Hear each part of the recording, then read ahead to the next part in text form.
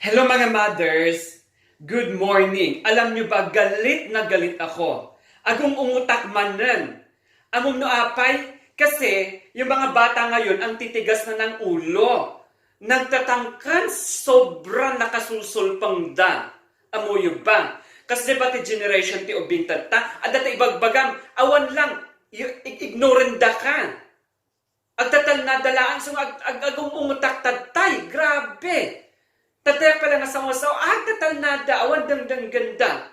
Sika nga talaga, sika minyo. Hindi ni minyo. Sika ba? Sika tatay ka pa lang. Tamatam, matnagang tamatam. Nakamulagat ka, hanggang natulog ka sa computer. Computer ng computer, kaya mata mo, kasi matamatam, matnagan. Sika, madilat ka, ang kapag nangangan, ang kapag nagdigdigos. Kano kayo nagdigos? Ay na, apo. Awan lati. Ay na, amo yung lang anuhan lang iti child abuse, kabilang dagitoy. Ay, grabe matgamin dito, kabilang ti ubing, makulong ka. Di ba? Katbay-bay amba, kita mo kadini, kita mo mata na diyan. Di ba? Computer ita, nakamulagat may isang rabi Iso nga kita nag-jay matanan. Dahil may isa, ni nakadilat o. Ay na, awan disiplina dagitoy.